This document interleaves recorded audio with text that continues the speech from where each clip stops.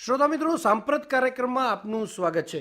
આજે સાંપ્રત કાર્યક્રમમાં આપણે વાત કરવાના છીએ વિકાસ આયુક્ત કાર્યાલય હસ્તશિલ્પ ભારત સરકાર ભુજના સહાયક નિદેશક શ્રી रविवीर सिंह चौधरी साहब साथे. चौधरी साहब, आकाशवाणी भुज में आपका स्वागत है. धन्यवाद सर.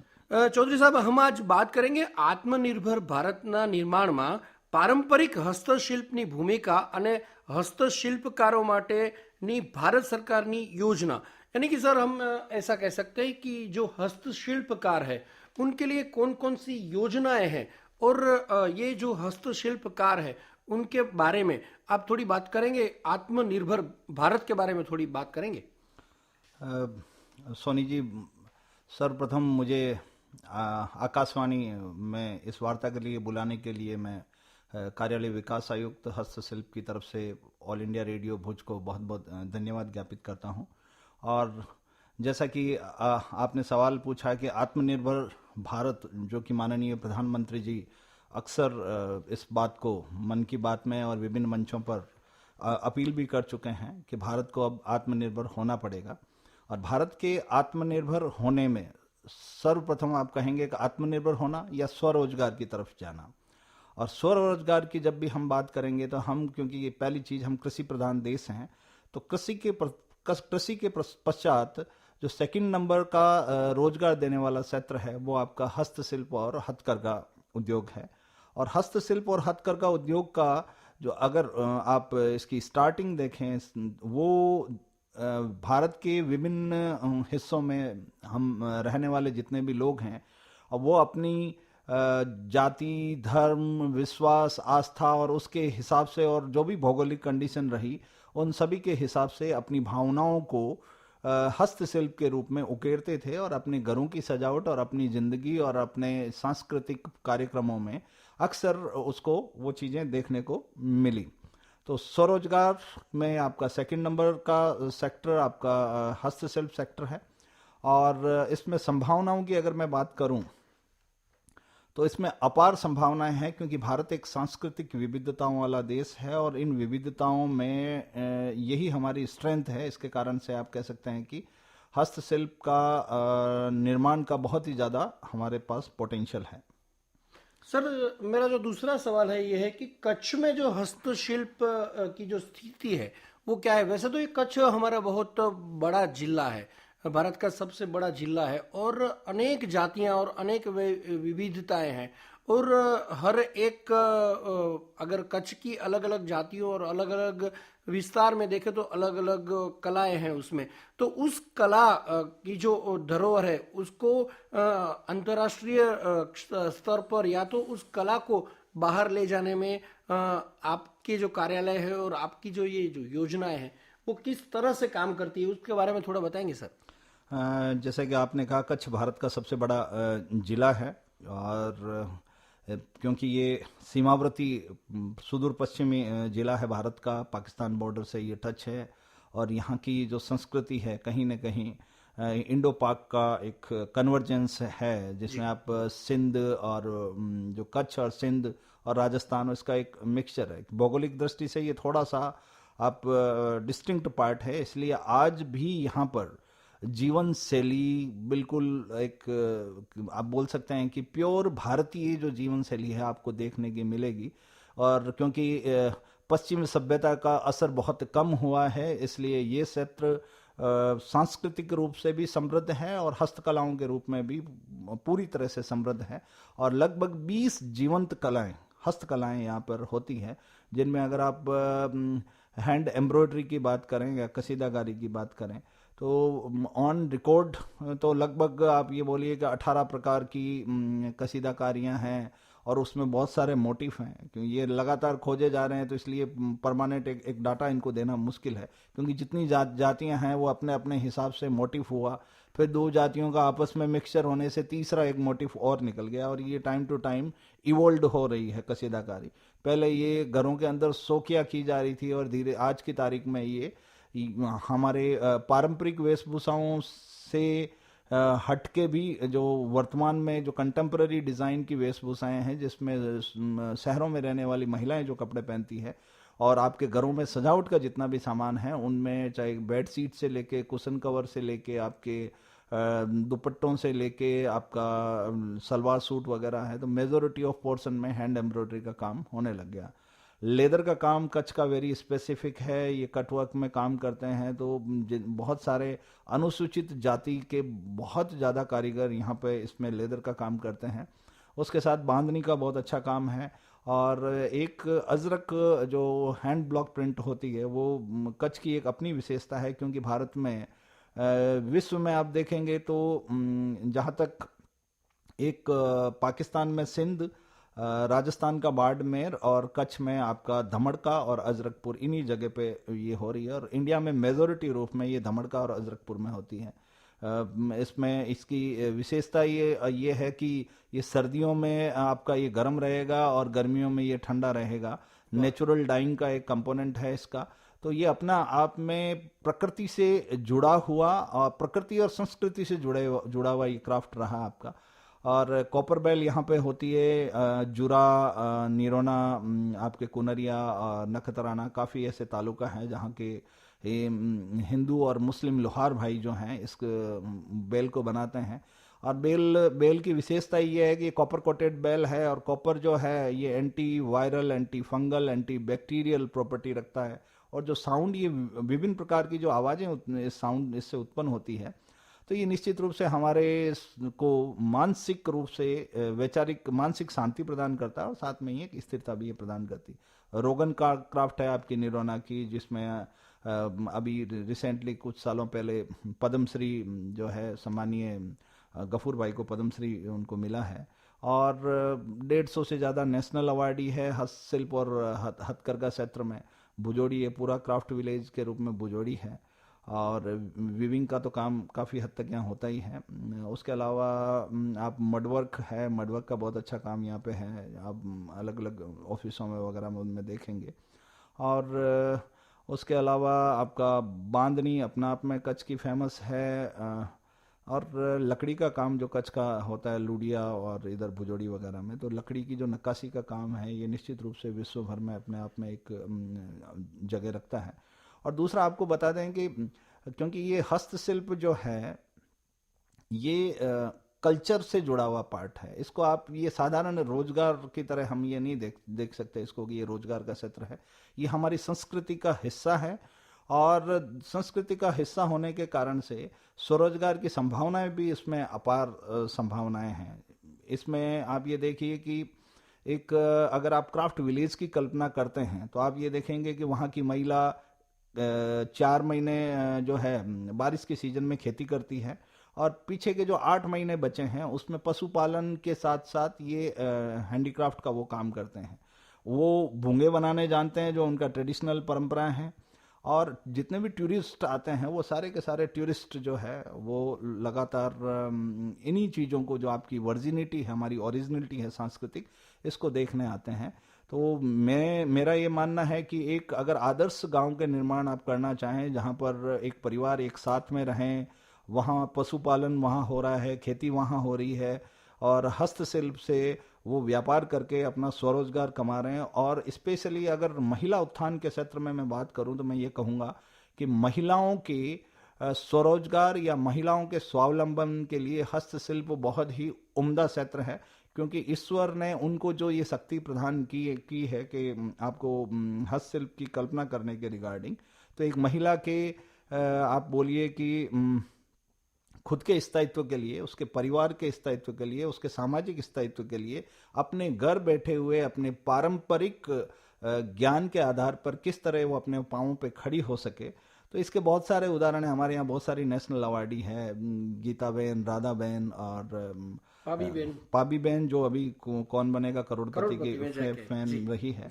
तो आप ये सोचिए कि एक चौथी पास लेडी अपनी पारंपरिक कलाओं के दम पर कौन बनेगा करोड़पति के कर्मवीर के मंच पे जो पहुंची है और आज के तारीख में अंतर्राष्ट्रीय लेवल पे अपना सामान बेच रही है।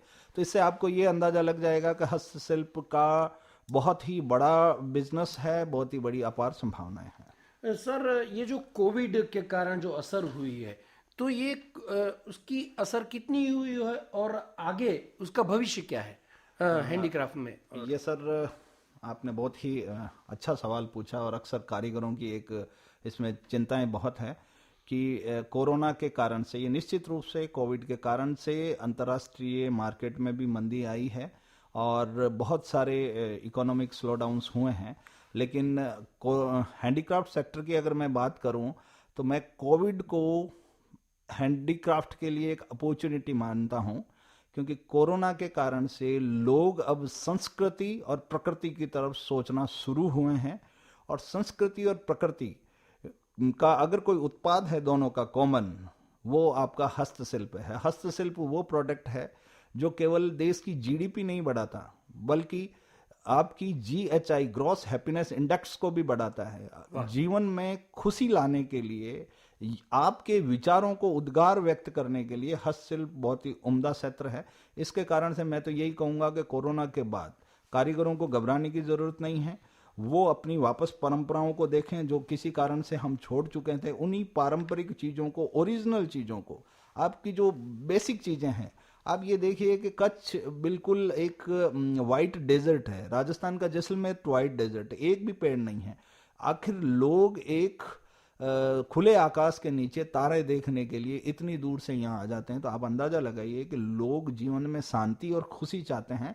और मैं निश्चित रूप से कह सकता हूँ कि हमारे हस्तशिल्प में वो सारी पावर है कि जो जीवन में आपको खुशी प्रदान कर सके। और आपके मकान को घर बनाने में हस्तशिल्प की भूमिका है। और सबसे बड़ी विशेषता आपको बता दूं कि जैसे किसी के आदमी के मन में आता है कि अपने हिसाब से प्रोडक्ट को डिजाइन करना, तो हैंडीक्राफ्ट सेक्टर में कस्टमाइज्ड प्रोडक्ट डिजाइन करने की पावर है।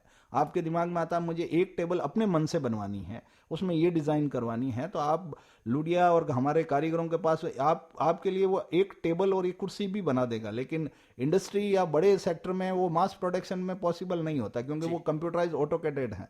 दूसरा, हमारी जो आईपीआर है उसकी कोई लिमिट नहीं है। आपकी बौद्धिक संपदा की क्या लिमिट हो सकती है? हम जितना सोचते हैं उतना ही नया बनाते हैं। जितने लोगों से मिलते हैं हम हर बार नया बनाते हैं। आप बांधनी के विकास को देखिए, अजरक के विकास को देखिए, तो आपको हर समय लगेगा कि हम हर बार नई शुरुआत करते हैं और हमारे अंदर बहुत पोटेंशियल है। तो कोविड एक हमारे लिए अपॉर्चुनिटी है कारीगरों को वापस पूरे जोर से, पूरे हिसाब से अपने आप को प्रेजेंट करना है प्योर ओरिजिनल फॉर्म में। तो निश्चित रूप से पोस्ट कोविड सिनेरियो जो होगा, that will be very helpful for the handicraft sector. Sir, हमारे ये जो श्रोता हैं, ज्यादातर हमारे रेडियो सुनने वाले हैं, वो बुनकर और कारीगर लोग हैं, बांधनी बनाने वाले। हमारा अजरकपुर पूरा गांव आकाशवाणी भूत सुनता है। बहुत से ऐसे गांव है जो आकाशवाणी यानी रेडियो सुनते हैं। तो सर, ये जो लोग सुन रहे हैं अभी, उनको हम अगर उन्हें किसी को कोई हमारी योजनाएं या तो हमारा ये जो आपका भुज में जो कार्यालय है उसका संपर्क करना हो, उनको योजनाओं के बारे में जो आप फेयर करते हैं उनके बारे में जानकारी देनी हो, उनको प्रोत्साहित करना हो, तो आप क्या क्या योजनाएं उनके बारे में थोड़ा बताएंगे? मैं योजनाओं की मैं बात करूं तो इसकी शुरुआत एक अकेले कारीगर से, अगर वो अपना बिजनेस शुरू करता है तो भारत सरकार वस्त्र मंत्रालय एक पहचान पत्र जारी करता है जिसको आर्टिजन आइडेंटिटी कार्ड कहते हैं। और वो कार्ड वही ले सकता है जो प्योर हैंडीक्राफ्ट खुद करता है। अच्छा। उस कार्ड के बाद आप भारत सरकार और राज्य सरकार की विभिन्न योजनाओं का लाभ उठाने के लिए पात्र हो जाते हैं। और योजनाओं में अगर अकेला कारीगर मेलों में जाना चाहता है, हमारा अखिल भारतीय स्तर पर बहुत सारे जो है फेयर ऑर्गेनाइज होते हैं, जिसमें कुछ एग्जीबिशंस हैं, क्राफ्ट बाजार है और गांधी शिल्प बाजार, और इंटरनेशनल फेयर को भी development commissioner handicraft, DC handicraft support करता है। उसमें आप अगर इसमें देखें कि एक आर्टिजन कार्ड के बाद में अगर वो मेले में जाता है, मान लीजिए कि वो मुंबई मेले में जाता है, तो उसके दिमाग में पहला चीज है कि भाई मैं मुंबई जाऊंगा तो मुझे वहाँ स्टॉल फ्री मिलेगी क्या? तो मैं कहूँगा कि हम डेवलपमेंट कमिश्नर हैंडीक्राफ्ट के समस्त मेलों में आपको स्टॉल फ्री मिलेगी। आपको आने जाने का जो आपको सेकंड जो स्लीपर क्लास का फेयर है वो आपको मिलेगा। फ्राइट चार्ज जो माल भाड़ा है वो आपको मिलेगा। और दूसरी 300 रुपये per day veg loss compensation की तरफ डीए के रूप में उनको दिए जाते हैं। हमारा मानना है कि कारीगर ऑलरेडी स्वरोजगार है और उसको प्रोत्साहित करने के लिए, क्योंकि वो अपना काम छोड़ के आता है, तो भारत सरकार ने ये प्रावधान रखा है कि 300 रुपये हम पर डे उसको देंगे। तो ये तो अकेले कारीगर की बात हुई। क्लस्टर्स डेवलपमेंट की भी बहुत सारी हमारी अंबेडकर हस्तशिल्प विकास योजना के अंतर्गत हमने काम किया, और रिसेंटली मेगा क्लस्टर के अंतर्गत कच्छ में अगर इंफ्रास्ट्रक्चर डेवलपमेंट की बात करें तो हमने काफ़ी कॉमन फैसिलिटी सेंटर यहाँ दिए हैं, जिसमें जूरा में हमने कॉपर बेल का, भुज में भी कॉपर बेल का, और बाकी एम्ब्रॉयडरीज के कॉमन फैसिलिटी सेंटर को। उसका मतलब है कि जैसे महिलाएं खुद जो भरत का काम करती है, कसीदाकारी करती है, वो फाइनल प्रोडक्ट कैसे बनाए, तो जो जहाँ पर ग्रुप है वहाँ हमने कॉमन फैसिलिटी दे दी कि भाई आप अपनी एम्ब्रॉयडरी करके लाइए और वहाँ आप कंप्लीट उन मशीनों का यूज़ करके स्टिचिंग करके फाइनल प्रोडक्ट बना के मार्केटेबल प्रोडक्ट आप बना सकते हैं, ताकि क्वालिटेटिव और क्वांटिटेटिव प्रोडक्शन बढ़ सके। और दूसरा, जैसे अजरकपुर का आपने नाम लिया, तो अजरकपुर में जो वाटर ट्रीटमेंट प्लांट हम लगा रहे हैं, कॉमन इफ्लुएंट ट्रीटमेंट प्लांट, लगभग 1.5 करोड़ के आसपास का प्रोजेक्ट रहा हमारा, और वो जल्दी ही पूरा हो जाएगा। कि जो वो पानी, कलर का जो पानी है, पानी की कच्छ में वैसे भी समस्या है, उसको रीयूज कैसे किया जाए, तो उसके रिगार्डिंग एक कॉमन इफ्लुएंट प्लांट अजरकपुर में लग जाएगा, ताकि उनके पानी की वो रिसाइकिल्ड होता रहेगा पानी, और पानी की एक दिक्कत उनकी खत्म होगी। और बाकी ये आपको छोटी मूलभूत योजनाओं का बताया, बाकी डिज़ाइन डेवलपमेंट की, ह्यूमन रिसोर्स डेवलपमेंट की, स्किल डेवलपमेंट की, और जितने भी नेशनल अवार्डी हैं उनको भारत का प्रतिनिधित्व करने के लिए हमारा विभाग इंटरनेशनल फेयर में भी उनको भेजता है, जिसका समस्त खर्चा भारत सरकार खुद उठाती है। यहाँ के बहुत सारे कारीगर अंतर्राष्ट्रीय स्तर पे इन कलाओं का प्रदर्शन कर चुके हैं। तो बाकी मैं यही कहूँगा कि हमारा ऑफिस जो है संस्कार नगर में 66 मारुति कॉटेज, संस्कार नगर, हस्तशिल्प सेवा केंद्र, विकास आयुक्त कार्यालय, वस्त्र मंत्रालय, भारत सरकार, स्वामीनारायण स्कूल है इधर, उसके पास में हमारा ऑफिस है। जो दूरभाष नंबर है वो 02832, तो यहाँ का कोड है ही है। बाकी 221852 221852 221852 हमारा दूरभाष नंबर है, उस पर कभी भी आप संपर्क करके, या सोमवार से शुक्रवार हमारा ऑफिस 9:30 से 6 बजे तक खुला रहता है। तो कोई भी कारीगर आके अपना कारीगर कार्ड, मेलों की जानकारी और विभिन्न योजनाओं की और भी जानकारी प्राप्त कर सकता है। और ये जो गांधी शिल्प बाजार 12 से 21 तारीख तक जो भुज हाट में होने वाला है, वो क्या है, उसके बारे में थोड़ा बताएंगे? गांधी शिल्प यानी बाजार कल से ही, आज से ही, आज से ही चालू है जी। गांधी शिल्प बाजार 12 से हमारा 21 तारीख तक 10 दिवस का एक मेला जो है, ये हमारी मार्केटिंग स्कीम के अंतर्गत है, और जिसमें समस्त भारत से कारीगरों को आमंत्रित किया गया है। और बहुत सारे कारीगर राजस्थान से, आपके इंदौर से, मध्य प्रदेश, राजस्थान, पश्चिम बंगाल, महाराष्ट्र, कुछ उत्तर प्रदेश, तो यहाँ से बहुत सारे कारीगर आए भी हैं। और उन कारीगरों का गांधी शिल्प बाजार में 100 अलग अलग कारीगरों की स्टॉल है, जिसमें आप अगर देखेंगे तो राजस्थान से जैसे कोफ्तागिरी आर्ट है, जो शायद कच्छ वालों ने नहीं देखी। यहाँ राजस्थान से प्योर नेचुरल सिबोरी के भी आर्टिजन आए हैं। एप्लिक क्राफ्ट जो है वो राजस्थान की अलग क्राफ्ट है, तो वो कारीगर भी आपको यहाँ पर देखने को मिलेंगे। उसके अलावा यहाँ पर लाइव डेमोन्स्ट्रेशन में आपको अपने बच्चों को पोट्री कैसे बनती है, पोट्री का, ब्लॉक प्रिंट का, वीविंग का लाइव डेमोन्स्ट्रेशन, और पेंटिंग के भी कच्छ के बहुत ही उम्दा कलाकार हैं, तो आप अपनी पेंटिंग को भी लाइव देखने का मौका मिलेगा। और उन समस्त उत्पादों को आप अपने हिसाब से कस्टमाइज करके अगर कुछ करना चाहें तो वो भी एक बहुत अच्छी अपॉर्चुनिटी है। दूसरी सबसे बड़ी अपॉर्चुनिटी, हर बार आत्मनिर्भर भारत की जो बात हुई है, अगर कोई युवा अपना नया उद्यम हस्तशिल्प के क्षेत्र में शुरू करना चाहता है, क्योंकि कच्छ बहुत बड़ा क्षेत्र है, पूरे भारत में आप नहीं घूम सकते, तो यहाँ पर वो प्राइमरी प्रोड्यूसर होंगे जिनकी मार्केटिंग कैपेसिटी है। आप उनके साथ मिलके नए उत्पाद का निर्माण कर सकते हैं, उनके साथ मिलकर अपने नए स्टार्टअप की शुरुआत कर सकते हैं, क्योंकि इसमें सुदूर संभावनाएं हैं। और कारीगरों की हैंड होल्डिंग करके आप निश्चित रूप से एक अच्छा निर्यातक, या बोलिए कि या इंडियन डोमेस्टिक मार्केट में अच्छा काम कर सकते हैं। શ્રોતા મિત્રો, હમણાં જ આપણે રવિવીર સાહેબ સાથે ઘણી બધી વાતો કરી અને ઘણી બધી યોજનાઓની વાત કરી કે આપણે જે કચ્છના કારીગરો છે એમને કેટલી બધી યોજનાઓ છે, તો આપણે એ બધી યોજનાઓનો લાભ લઈએ। અને છતાંય આપણને જો ન ખબર પડે તો સંસ્કાર નગરમાં ઓફિસ છે, તો ત્યાં જઈ અને મારુતિ પ્લોટમાં 66 નંબરની ઓફિસ છે, ત્યાં ઘર છે, અને ત્યાં જઈને આપણે માહિતી લઈ શકીએ છીએ।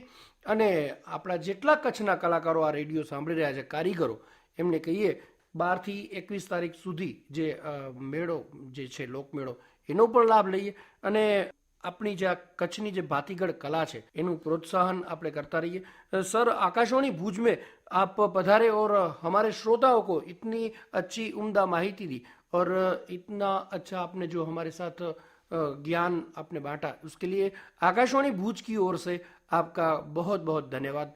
Thank you very much sir. धन्यवाद सर, थैंक यू वेरी मच।